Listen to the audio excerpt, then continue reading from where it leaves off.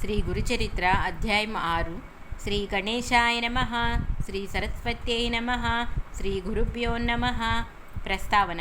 సూక్ష్మరూపుడైన జీవుడు మాతృగర్భంలో ప్రవేశించి తల్లి శరీరం చేత సంపాదించబడిన అన్నరసంతో తన దేహం నిర్మిస్తాడు. తర్వాత దానిని కేంద్రంగా చేసుకుని తన జీవనాన్ని సాగిస్తాడు. అలాగే కేవలం చైతన్య స్వరూపుడైన పురుషుడు ప్రకృతి సహాయంతో ఈ సృష్టి రచన చేస్తాడు. అలా ఏర్పడిన మానవ దేహంలోని కొన్ని కీలక స్థానాలలో ప్రాణశక్తి ప్రత్యేకంగా కేంద్రీకృతమై ఉన్నట్లే ఈ భూమి మీద కూడా కొన్ని క్షేత్రాలు ప్రత్యేకమైన ఆధ్యాత్మిక శక్తి కేంద్రాలుగా ఏర్పడుతాయి. వాటినే పుణ్యక్షేత్రాలంటారు. ఆయా శరీర కేంద్రాలలో రక్త కణాల ద్వారా శరీరగత ధాతువులన్నీ వాటి మాలిన్యాన్ని పరిత్యజించి పవిత్రమైనట్లు భూమి మీద మానవాళి కూడా ఆ క్షేత్రాలను దర్శించి పవిత్రులవుతారు.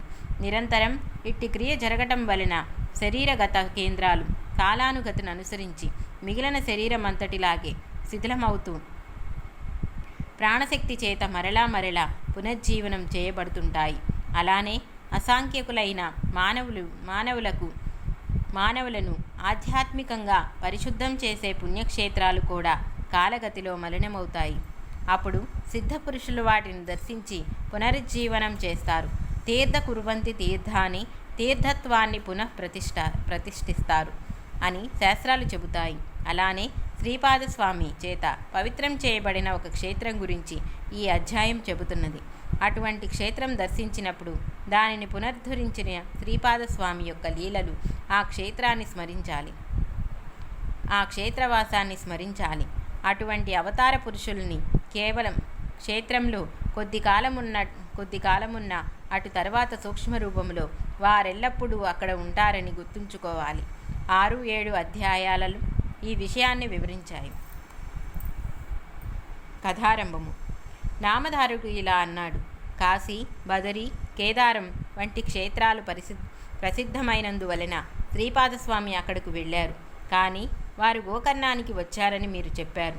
ఆ క్షేత్ర ప్రాధాన్యత వివరించగోరుతున్నాను. దానికి సిద్ధుడు ఇలా చెప్పారు. పూర్వం రావణాసురుడి తల్లి కైకసి కైలాసాన్ని పొందగోరి నిత్యము మట్టితో చేసిన శివలింగాన్ని పూజిస్తుండేది. బలగర్వితుడైన రావణుడు అది చూచి శంకరుడితో కూడా కైలాస పర్వతాన్ని తెచ్చి తన తల్లికి సమర్పించాలనుకున్నాడు.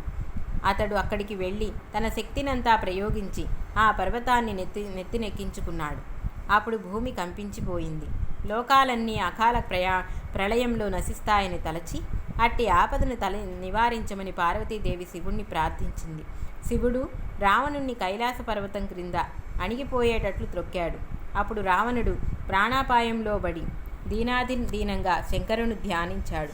కరుణా సముద్రుడైన కైలాసపతి అతని ధ్యానానికి ప్రసన్నులై రావణుని లేవలెత్తాడు. అప్పుడు రావణుడు రాగయుక్తంగా సుస్వరంగా మధురగానం చేశాడు. మనోహరమైన అతని గానానికి ప్రీతి చెందిన శంకరుడు అతనిని వరం కోరుకోమన్నాడు. అప్పుడు రాక్షసరాజు, దేవా, బంగారంతో చేయబడిన నా లంకాపురం వంటిది ఇంకెవరికీ లభించేది కాదు. సాక్షాత్తు లక్ష్మీదేవియే నాకు దాసి, చతుర్ముఖుడైన బ్రహ్మే నా జ్యోతిష్యుడు, యమధర్మరాజు నా సేవకుడు, సర్వదేవతలు నా పరిచారికులు. అటువంటి నాకు ఎక్కడా ఏది దుర్లభం కాదు.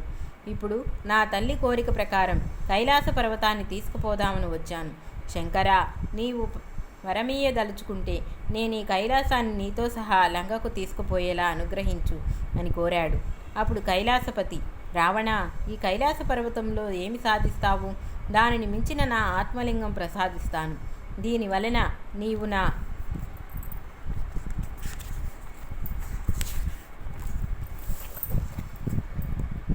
నా అంతటి వాడవుతావు. నీ లంకా నగరమే కైలాసమంతటి శ్రేష్టమవుతుంది అని అతనికి ఆత్మలింగం అనుగ్రహించాడు. దానిని తీసుకొని సంతోషంతో రావణుడు లంకకు బయలుదేరాడు. ఇదంతా చూచిన నారదుడు ఈ వృత్తాంతం బ్రహ్మకు, విష్ణుకు విన్నవించాడు. ఆ ముగ్గురు శివుని దగ్గరకు వెళ్ళి, ఎంత పని చేశావు? రావణుడికి ఆత్మలింగం ఎందుకు ఇచ్చావు? సర్వ ప్రాణికోటికి కంటకప్రాయుడు, లోక భయంకరుడు అయిన రావణుడు నీ అంతటి వాడు కావటం తగునా అని వాపోయారు. అప్పుడు శంకరుడు, అతని గానానికి పరవశించి ఆత్మలింగం ఇచ్చాను. వాడిప్పటికింకా లంకను చేరి ఉండడు. ఉపాయాలు ఆలోచించు అని విష్ణువుతో చెప్పాడు. అది విని శ్రీహరి దుర్మార్గుని మోసంతోనూ జయించి ఎలాగైనా ఆత్మలింగాన్ని ఛేదించుకోమని నారదుడిని గణపతిని ప్రేరేపించాడు. అప్పుడు దేవర్షి అయిన నారదుడు మనోవేగంతో రావణుడి వద్దకు పోయి, రావణ, ఎక్కడి నుండి వస్తున్నావు, ఎక్కడికి పోతున్నావు అన్నాడు.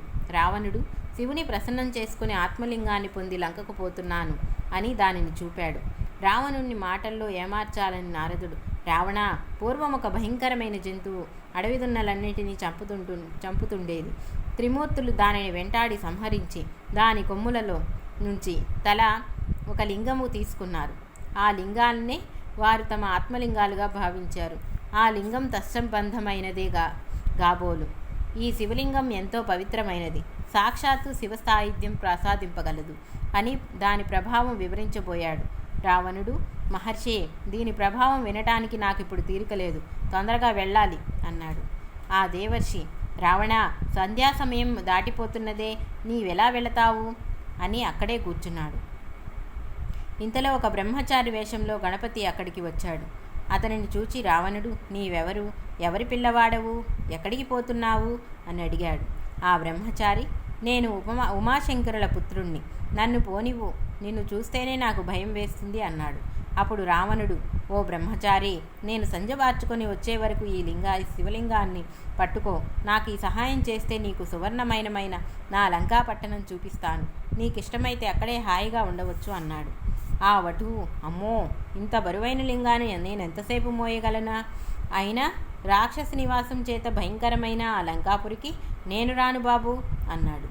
రావణుడు ఆ బ్రహ్మచారిని ప్రాధేయపడి శివుడిచ్చిన ఆత్మలింగాన్ని అతని చేతిలో పెట్టి సంధ్యోపాసనకై సమీపంలోని సముద్రం వద్దకు బయలుదేరాడు.